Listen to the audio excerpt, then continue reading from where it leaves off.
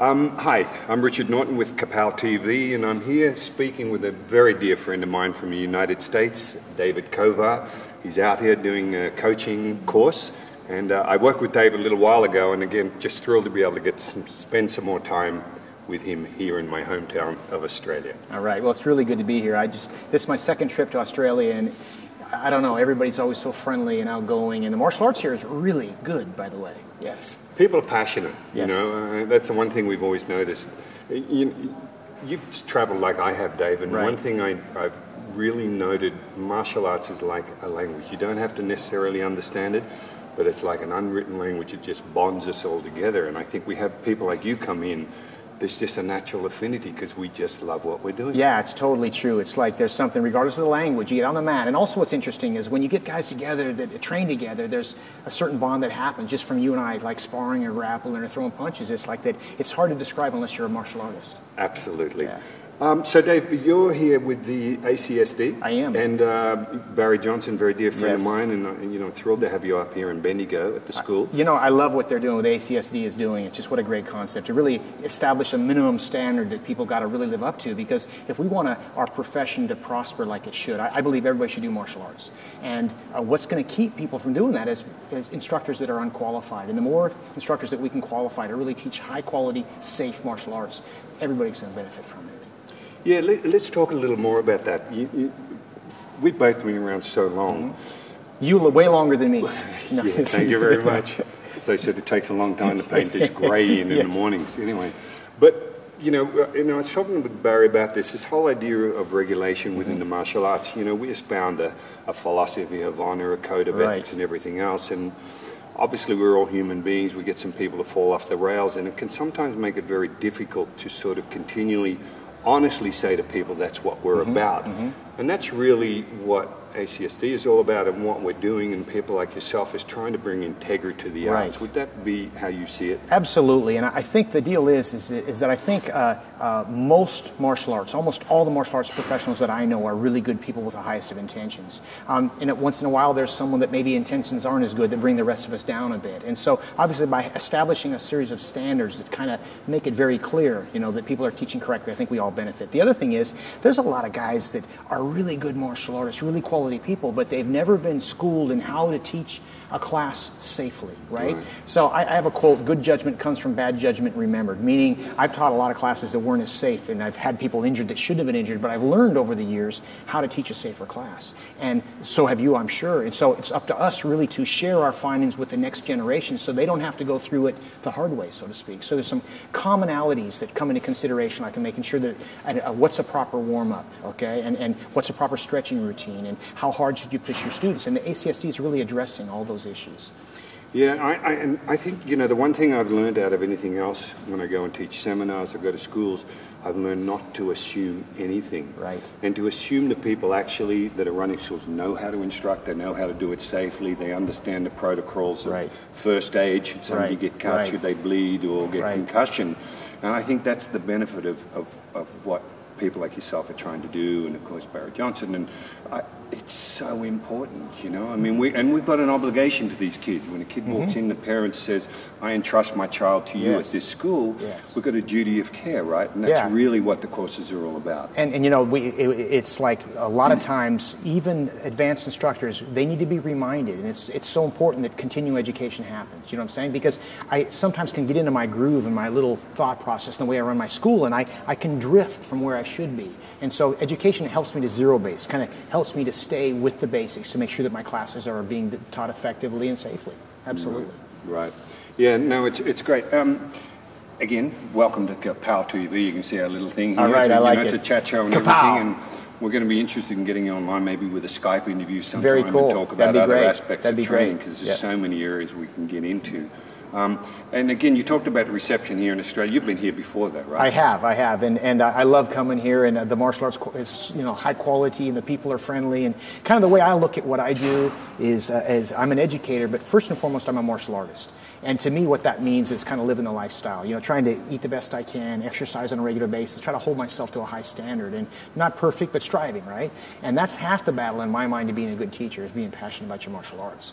And so you want to have a successful school, start by making sure your passion for martial arts is strong, because that really, people pick up on that. And then once you establish that, and you really, what we're trying to do in Australia, I'm trying to help people develop their teaching skills to the next level. And then once you do that, that's half the job of having a successful martial arts school. You're running a good business stems from really martial arts first, then teaching, then business. And that's kind of what we're trying to get across. Yeah, and you bring up a good point. Obviously a dear friend of both of ours, and Benny the Jet Urquidez, yes, an absolute legend. Absolutely, I use Benny's quotes all the time. One of his favourite ones when people try and tell him about some aspect of training or teaching or drills. First thing he says is, "What personal life experience have you had with what you're telling me?" Well, I read it, or I said, no. He said, but what personal life experience? And I think that's the key, is walking the talk, is actually being a doer, being an example by what you do, and being impeccable with that, and being as honest as you can. I think that's got to be the key. And it's interesting because what you say, first off, what an amazing guy he is, and as good as he is, as humble he is, and still like such a deep guy. I could be around him in just a few minutes and you pick up all these great things from him. But so much. One great thing about martial arts is it's really when you're on the mat, you can't fake it. It's what happens there. The lessons learned. The trick is being able to really take the lessons you learn on the mat about self-control, and that's a word that's overused. But really, if you and I are training a little bit, and you hit me a little hard, and I lose control of my emotion, that does not benefit me, right? I've got to learn to be able to maintain my composure. The key thing then is, as we develop as martial artists, to be able to take that out of the dojo into the world. How can I take those same concepts on the mat and then put them in real life? And like you said, you can read it out of a book, but it's not the same. When you feel it and you live it, it's easier to apply it. I think everybody should train in martial arts. Yeah, well, and that was the one thing I learned way back from my instructor, is that what we have in the dojo here is a miniature philosophy of life. Yes, sir. There's pain, there's losing, there's winning, and learning to deal with the obstacles, even a board break. It used to be, it's not so much the ability to break the board, it's an obstacle. Right. Can you overcome it, or do you go, oh, this is going to hurt, and I back away from it? And I think our battlefield is not samurai and horseback anymore, but you could be working an office job and be given a job by the boss that you go, oh, I don't know how to do this, cringe and shy away from it, or you go, you know what, I'm going to find out what I need to know in order to get this job done. And I think as good instructors, that's what we really try and give people life skills, as you say, outside of the dojo. So, there's you think about the challenges that face people of all ages. Let's think adult, okay? Stress. Is there high stress for the average adult? Yes. Do we address that in martial arts? Yes, we do. What a great stress release. Obesity, is that an issue? Yes. Do we address that? If not directly, at least indirectly, because we may not, although we try to talk about healthy eating and what you can do to eat better, just by the nature of someone training martial arts, it makes them more mindful of their health, right? You think about violence. Do we address that? We address that as well, right? You think about maybe a lack of discipline. We address that. And let's go to kids. Bullying. Do we address that? Yes. Obesity. People spending a lot of time on video games and not enough time moving. Do we address that? I guess my point is that we really have, martial arts has something for virtually everyone. And once people kind of get the feel of what it's about, it kind of takes hold of you. Yeah, no, absolutely. And it's difficult these days. We notice with martial arts is, there are so many avenues for kids, whether it's football or cricket here in Australia, whether it's football in America and baseball and everything else. I mean, part of the job is to try and really get that message across that there are so many incredible benefits from being a martial artist. But it's difficult, right? I mean, it's harder to make that sell. It is. And, I look at it, I think it's getting easier, but you look at least in the States, most every major sports team has martial arts in their protocol somewhere. And why? Because right side, left side, upper body, lower body, rotational movement, lateral movement, circular movement, strength, flexibility, endurance, eye-hand coordination, all of it's connected in there. And then the other thing is that, from a standpoint of, my kids have played soccer since they were little, and they've had great coaches. But there was no inherent need for the soccer coach to really establish life skills. They got some, just, they learned teamwork and work ethic and all that. But because of the nature of martial arts is violent, we're teaching kids to kick, punch, chop, potentially hurt somebody. We're obligated as instructors to teach the other side about the importance of self-control and discipline. I never had one of my soccer coaches tell my kids, don't misuse your soccer on anyone. Right? Yeah. But with martial arts, it's perfect. It's that blend of teaching someone to be more self-confident, real confident. I'm faced by the school bully. I don't want to fight, but because I'm confident, I can look him in the eye and I'm more likely to be able to talk him down because I know I could defend myself. Absolutely. Yeah. I remember the big Casey, the big YouTube video that went viral here. With schoolboy attacked him, picked him up and slammed him. I mean, that's a terrific example of somebody that's pushed, and out of fear goes to the extreme from a physical point of view. I mean, thank God that kid didn't land on his head. Absolutely. And everyone can say, well, he deserved it, but I think if we can get that message across, that confidence of ability of knowing you can go from small levels of escalation, you know, with a very final sort of thing you'd go to is actual physical violence. That's a terrific thing. Yeah, and you know, and we also, the thing that we don't talk about much, but is actually training in martial arts will take the bully and make them less of a bully. We always talk about what you do if you're bullied, but we don't really address always the other side, right? And inherent with your self-esteem increases, you know, you learn the value of respect. You can't help but bully less, you know what I'm saying? And one of the key things is on the playground, the guy that runs the playground is not the guy that gets the best grades. The guy that runs the playgrounds is the guy that's the most physically, you know, he's the king of the mountain, right? And so Grandmaster Junior Reed would talk about knowledge in the mind, honesty in the heart, and strength in the body, and the importance of us teaching our kids to where they're physically confident, and now we're also teaching them, by the way, get good grades, and by the way, be a good person. That's a great leader for kids to follow. Now they've got someone on the playground that is not going to be pushed around by the bully, you know what I'm saying? He can stand up and he can represent the rest of the people. So it's like, I think both sides of the bully spectrum we can address as well. Yeah, and while we've got people like yourself, Chuck Norris, of course, you know, dear friend with his Kickstart program in America, has had incredible results in the US.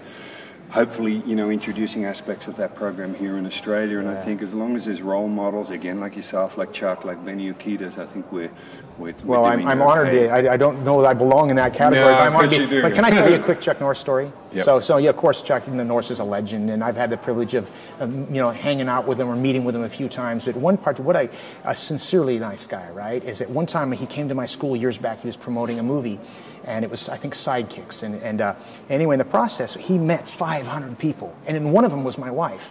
And she said, "Hi, my name's Dave. I'm Angelina. Excuse me. My name's Angelina. I'm Dave's wife." And he goes, "Oh, no, you know." And I hop in the limo, and I get in this limo, and I'm going to ride around with him because we're doing security for the movies with him. And I'm thinking, I'm in a limo with Chuck Norris.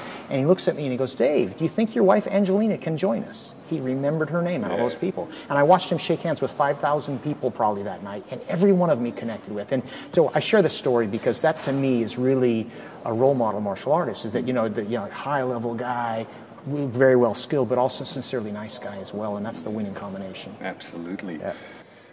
We're just going to take a small break, Dave. Again, Dave Kovar here with Kapow TV, and don't go away. I want to bring a very dear friend of ours, Mr. Barry Johnston, have a little word and talk about ACSD. So come back in a moment.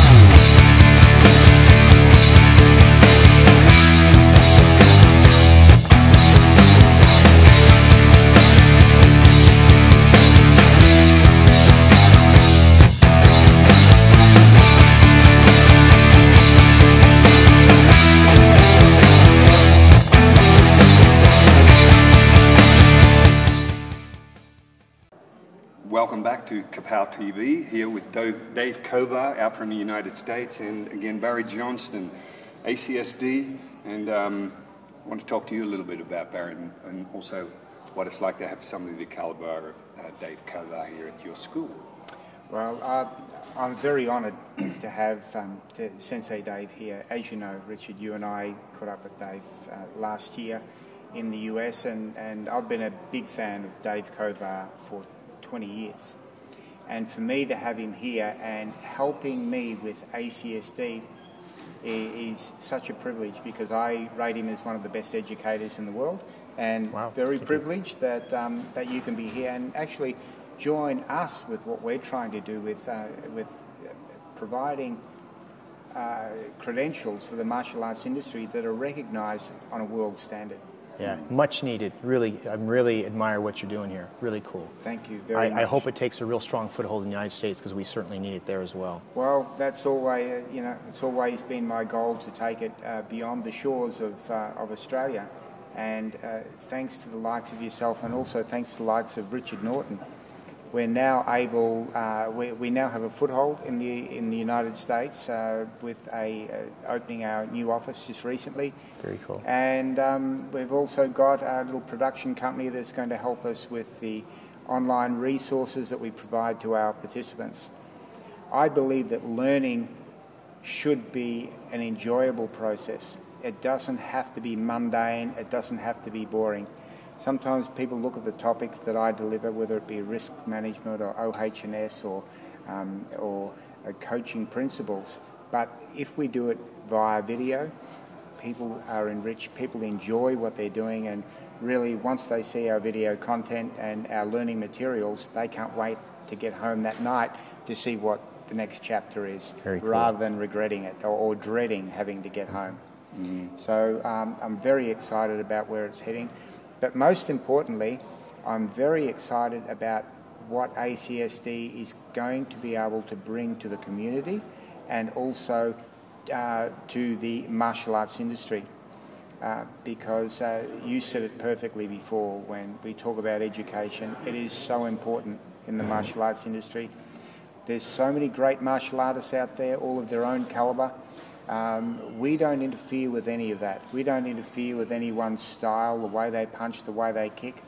What we do, however, is ask them to think about how they do things, and if they can do it a little bit more safely, and to make sure that what they do isn't going to hurt their participants, not now or in the future.